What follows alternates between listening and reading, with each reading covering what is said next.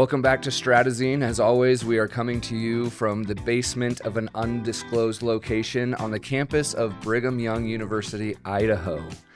My name is Kyle Hewitt. I teach public relations here in the communication department, and today I have with me Ethan, Abigail, Connor, Sarah, and Ty. Excited as always to have you join us, and we will be talking today about algorithms. Don't worry, it's not math, but a different kind of algorithms, and I don't want to ruin the surprise too much, so I'm just going to turn it right over to Ethan to get us started.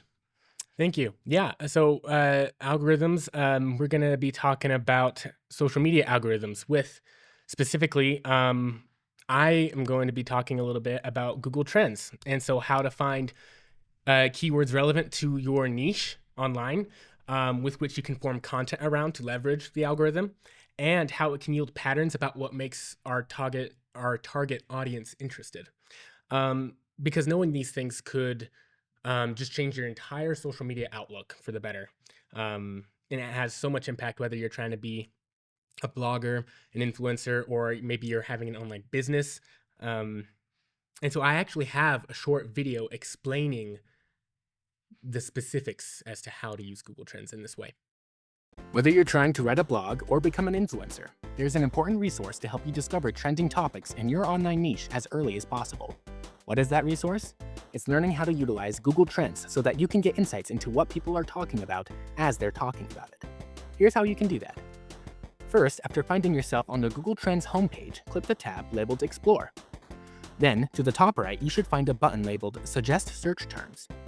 Click that and type in your content topic, what your online niche is. After pressing the blue Find Search Terms button, it will show a plethora of search terms for which it will draw data for. Be sure to set the time frame to 3 months so you get a perspective for the most recent data. Look at the interest over time graph and inspect the spikes in the data to uncover dates. Feel free to look up the search term with a custom date range surrounding the dates in order to discover patterns in your desired audience's interest in your niche. Also look at the commonly searched queries and rising queries lists. You want to uncover items that are labeled breakout. This low bar means that it has low search interest, so we don't want this one. But what if we hit the 3 dots to the right and hit Explore? Now we're talking. Now we can search the keyword for custom date ranges again to get new insights. And below, we have even more breakout terms to cash in for our content creation. Plenty of ammo to get the algorithm to pay attention to your online voice. Now, it's just up to you to make the content good. For Stratazine, this is Ethan Southwick. So how common do you guys think content creators our age have Google Trends in their social media toolkit? Yeah, I was thinking about this just recently. I saw like the trends of popular memes, and just recently it was 6 a.m. where it was just really popular. And yeah, I don't think they use Google Trends as much, but I believe that they use it a lot more with TikTok and also other social media platforms. Yeah.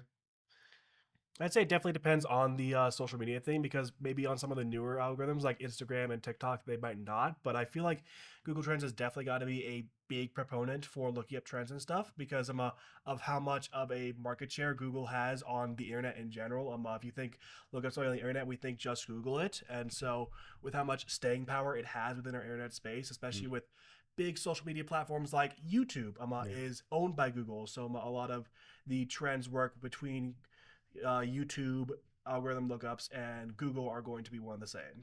Yeah. Or at least very similar. Right.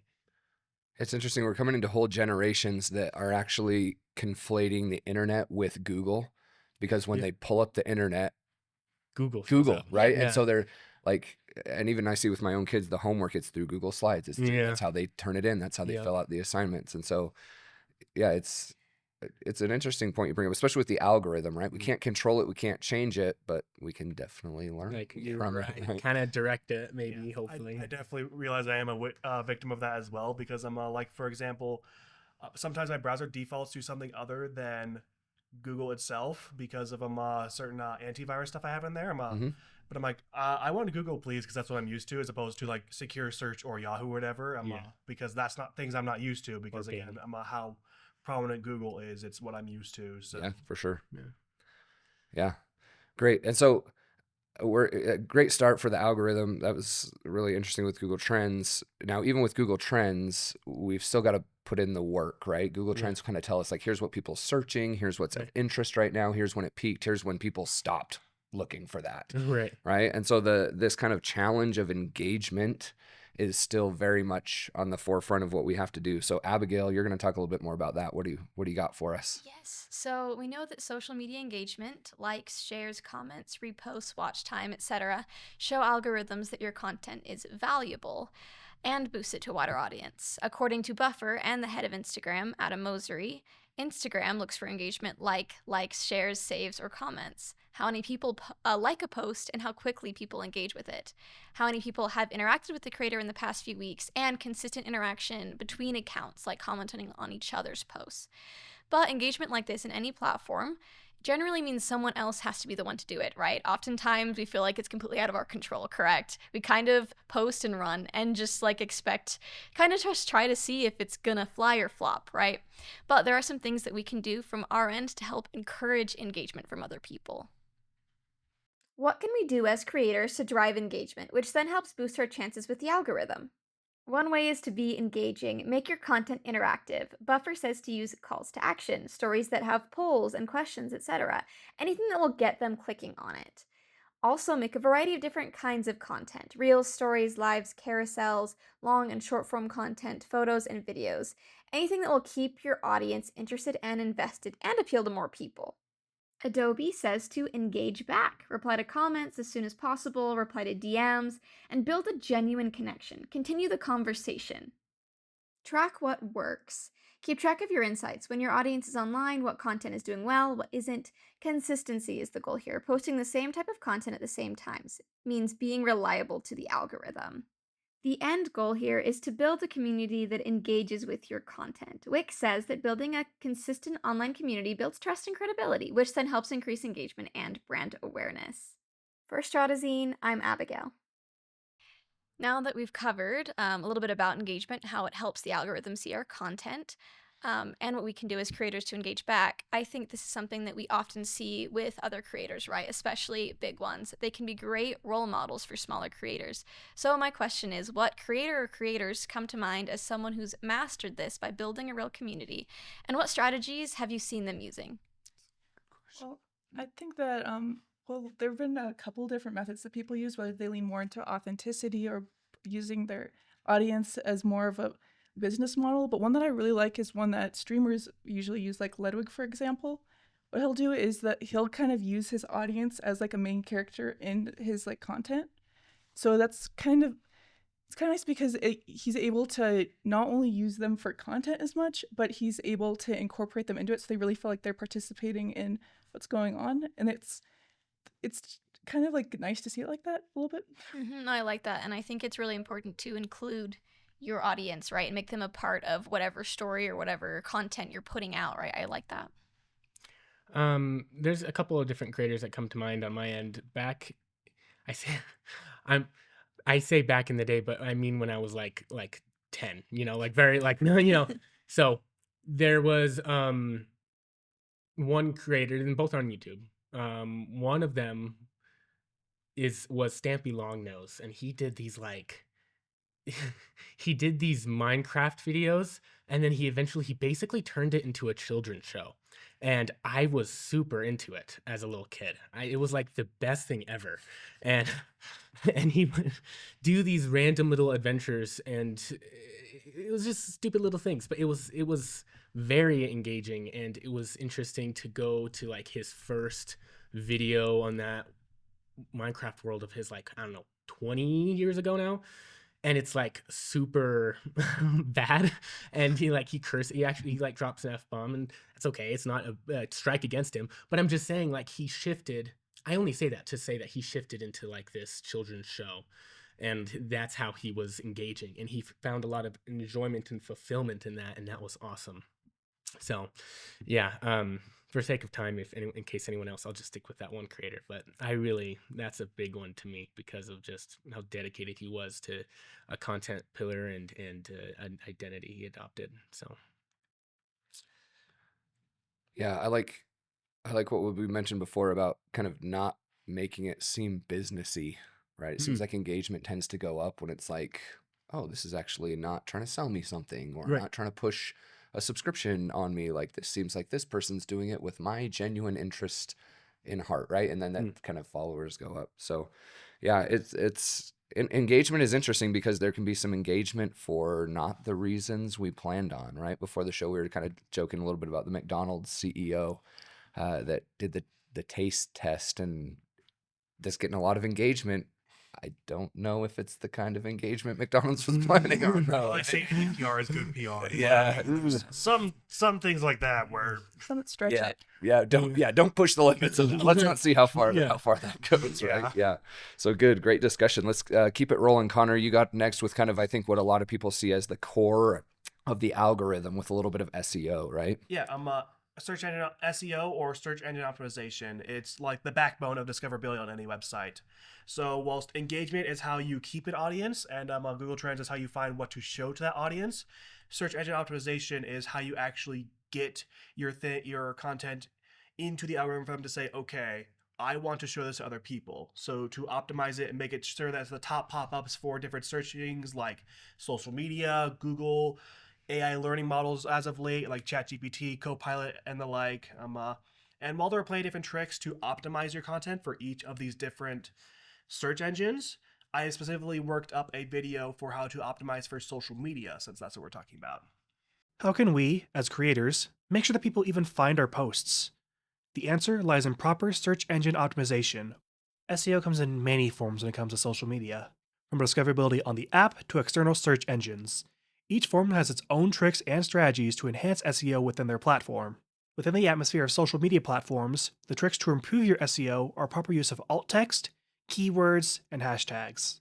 According to Buffer's Beginner's Guide to SEO, alt text or alternative text is a brief description of the image you're uploading, which improves the accessibility of your posts. Social networks use alt text to understand your image, which can align with your caption and hashtags to boost SEO. When it comes to using keywords and hashtags, the rules are very similar, with the difference being where you place them. With keywords, make sure to include specific terms within your description that will act as markers for search engines to hook onto. Hashtags do a similar thing at the end of your posts and must be carefully considered. Multiple social media analysts and marketers, including those listed on screen, have plenty of advice on the best and most efficient ways to use hashtags and keywords, which boil down to this list. Focus less on keyword density and more on relevance and clarity. Take a more targeted approach and use a few highly relevant hashtags, and choose a good combination of popular and niche keywords. For Stratazine, I'm Connor Kobabe. So to go a little more into something in the video that I had to cut for the sake of time, something in those images there, especially like the hashtag one, was it showed there was a lot of hashtags, like a good laundry list of them, and I can't understand that from a certain perspective. Like throw everything at the wall and hope that something sticks and it catches something. But between that and the advice I had, I was wondering, do you think you prefer a social media post that has a lot of hashtags like the one I showed, or one that has a few select ones like the different sources suggested? Yeah, well, for me, I think it kind of depends on how you do it, right? Less than the amount. Though I think, like you said in your video, more niche and specific hashtags and keywords can be a lot more important. Not only does it steer the algorithm a little bit of where you want to go, but me personally, as a consumer, when you look at the hashtags, you can usually tell a bit more about what the creator is trying to get across. Because sometimes a video, you'll watch it and you kind of wonder, wait, actually, where are they going with this? And then you look at their hashtags and you realize, oh, actually, this is exactly what they're talking about. At least for me, that helps a lot as a consumer and as a creator oftentimes. I even sometimes make content that seems a bit more general. When you look in the hashtags, it kind of tells you exactly where I'm actually going with it. So for me, I think it's the specificity and the niche portion, right? Making sure that it's something that really is relevant to your content. Mm-hmm. And something else I saw with the specificity of why it's good to have a good combination of general and niche is general is just what people are going to look for, and you have a good chance of finding yourself in there. But the specificity and niche topics, on top of what you've already said, was the fact that there are less people looking it up, so you have less competition to find those things. But at the same time, if less people are looking it up, then you might not be as likely to hit it big time with the big hashtags, which is the big trade-off between both of them. Right. You know, that what you guys said made me think of the difference between two different creators on YouTube, because that's where I'm addicted. But So don't be afraid. Go on. well, okay. So one of them was like it just has like a bunch of 30-second comedic clips, and they're often about like random crap about a streamer or whatever, but they're kind of funny. Little like parodies. They're basically animated skits, 30-second skits, and it's a funny channel. But in the description, it's just like it's not even hashtags. It's just a bunch of keywords and long tail, short tail phrases.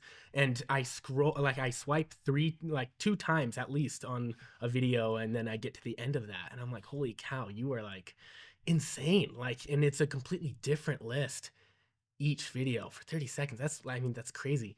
And then but it doesn't have anything else to say about the things they're commentating on. And they can do that if they want. But there's this other channel called Lessons in Meme Culture, or where they actually explain internet memes and in trends and stuff. And there's interesting commentary there, and the keywords and the hashtags, they're few and they're targeted and they're precise, like what you explained in your video, Connor. Like it's just it just gets the point across, and it's in like it just helps. Like I learned something while being entertained, and it's good. So Yeah, I find it interesting too how a lot of platforms are limiting how many hashtags that you can have. I Yeah. think, on Instagram for me, I was on it when they switched that. I used to put, 10, 20 hashtags, and then they limited it to 3 to 5. And TikTok as well limits. There's other platforms that don't. So it's interesting to me how the platforms themselves are also kind of trying to control how many hashtags people might put. Keywords, of course, are not limited because you can type whatever you want. But it's interesting how the platforms are learning and figuring out how the algorithm really works with that within their algorithm on their specific platform. Yeah, I'm interested. We're definitely from two different generations. I don't remember the last time I intentionally looked at a hashtag. Is that how you search things? Like, are they pretty relevant for all of you? Because maybe I'm just a weird person in my own generation, I but look at that's just it- not a thing for I'll me. tell you what, I look at it to like know any kind of relevant like branching topics, because and that's partially to do with how my brain works with ADHD. I have it's kind of, and that's one thing that's kind of weird to say because it's trendy to be ADHD, on social media. So it's, but when I find something that interests me, I get really sucked in, and so I want to find all the branching related topics in the umbrella of whatever they're talking about, and that will often be included in keywords. Oh, I mean hashtags. I can see And that. so I go into the deep dive rabbit hole and I surf through it. Since I'm on the different end where I don't specifically look for the specific hashtags, I just look up the topic I'm interested in, be whatever piece of media I've been consuming as of late. Mhm. And then it's usually the hashtags that are what my search is caught to, because it's like, oh, you're looking up Super Mario whatever for the whatever. There's this really niche hashtag about it, and then I get shown it and either think this is neat or why am I here again? Right. It's almost like a filter function of your search. Yeah, a little bit. Yeah. Okay, that's interesting. Sarah, you mentioned something interesting that the algorithm learns, and I think anytime we start talking about that in today's day and age, our minds mostly go to like AI, right? Yeah. And so I don't think this topic of algorithms and social media is immune to AI at all. So I'm interested to kind of see what's been put together. I think so. There are a lot of pros to AI, but there are also some cons as well. It's definitely efficient, but the bigger question as far as like branding is whether it's effective. Studies on human creativity and artificial intelligence have shown that while AI is great at some things such as generation and research, they kind of excel in identifying pain points, crafting nuance, and understanding emotion. Because of this, like one kind of has to be careful balancing artificial intelligence and human creativity and content creation and branding. And I actually have a video that I put together for that. Great. Balance AI and human creativity. According to a 2025 content marketing analysis, human-made content generates 5 times more traffic and 20 to 30% lower bounce rates than AI-produced pieces. That doesn't mean AI isn't useful. Artificial intelligence may be brilliant in areas such as research, data analysis, content scaling, and remixing existing content. Meanwhile, human creativity does well in nuance, emotion, finding meaning, and breaking existing or creating new rules. Because of this, one must be careful in balancing artificial intelligence and human creativity in marketing. An example of the danger can be seen in the public's reaction to Coca Cola's holiday commercial in 2024, and later when they did another AI commercial in 2025. According to a social media report by Karma, positive conversations surrounding Coca Cola fell from 24% to 10% after the ad. That's not to say there can't be a balance. Oftentimes, mechanics are pitted against meaning when comparing AI content versus human content, and in fact, it's the combination of the two that can give brands an edge. Heinz's 2022 AI ketchup ad, in fact, won a Gold Clio Award. It asked AI image generators to draw ketchup, and it repeatedly generated ketchup similar to the Heinz bottle, proving that the brand is so closely associated with ketchup that even AI recognizes it as the definition of ketchup.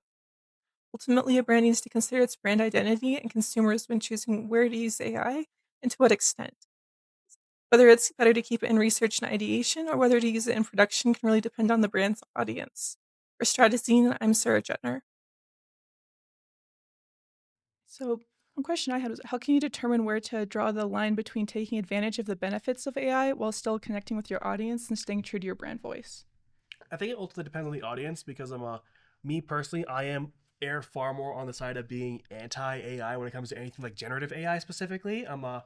So whilst I do believe that AI can have its purpose in like the research phases, and potentially ideation, even though that still irks me a bit, I would much would ideal that it stays away from like the actual creation process because it feels like it's robbing something from people. Also, the fact that it can be used by like big corporate to essentially take away creative jobs of like, oh, I don't need to pay this person this to make it when I have a computer make it up, but that's a can of worms I'm not going to open for this. Beyond that brief mention. So at least for me personally, and probably a good amount of the anti-Gen AI crowd is it can work for things like research and the like, but it should not replace any of the human effort in creativity in most parts of it. Mm-hmm. That's interesting. Because I had learned um something. Okay, so I like video games. Okay, Mhm. and so there's this game that won Game of the Year, but I wasn't following it exactly, but it might have gotten its award revoked because they had used AI at one point.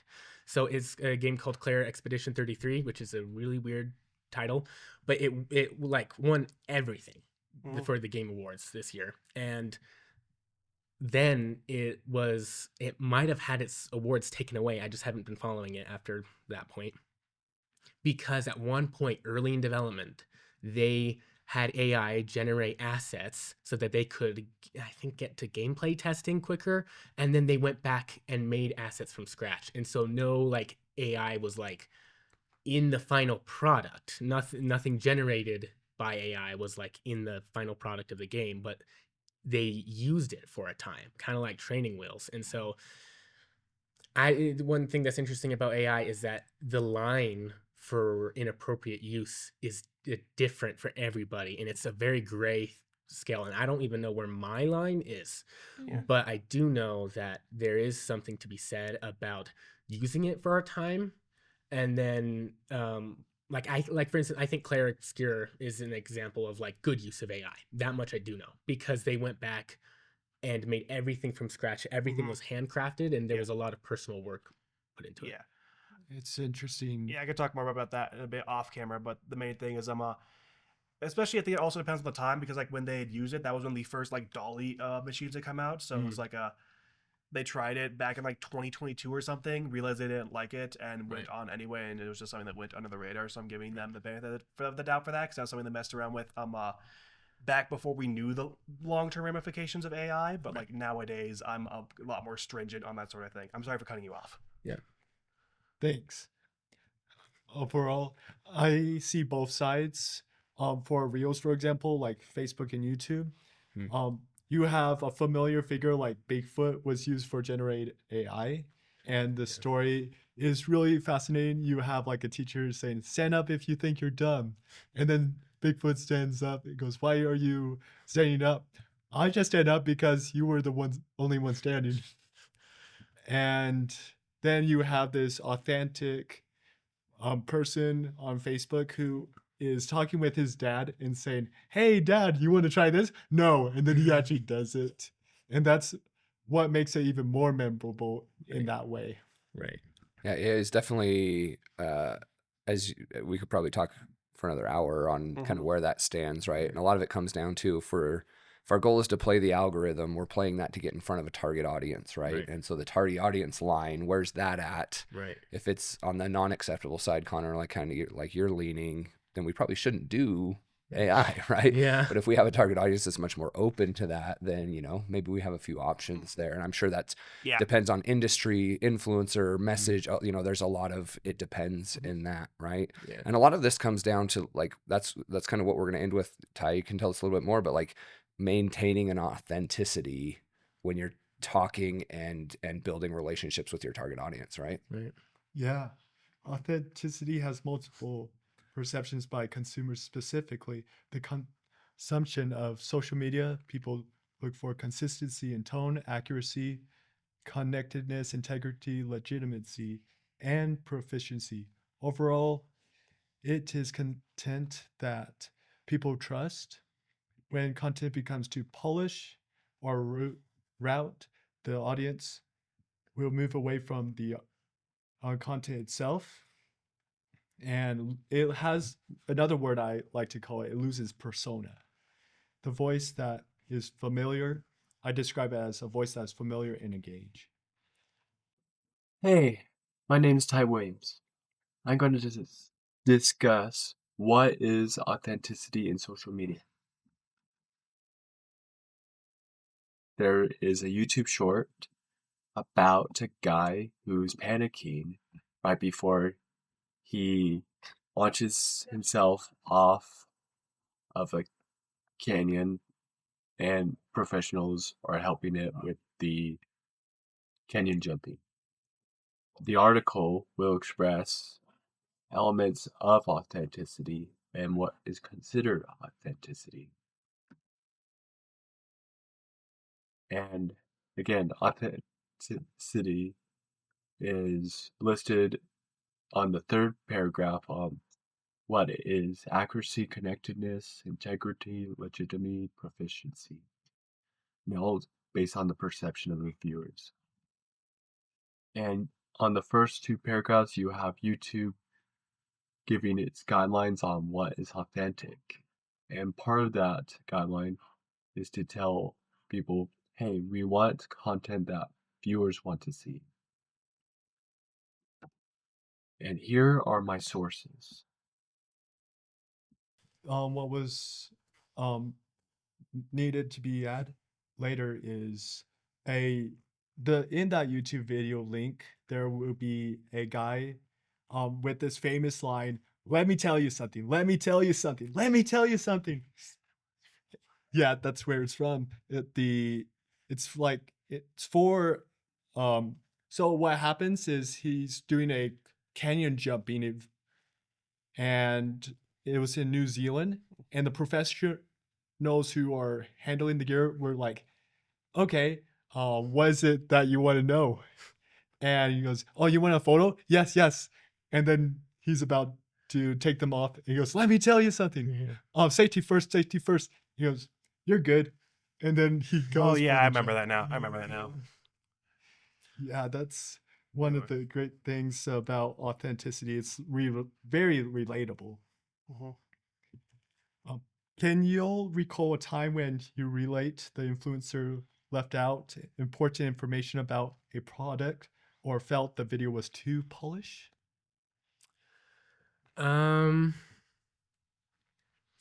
So I can think of a time.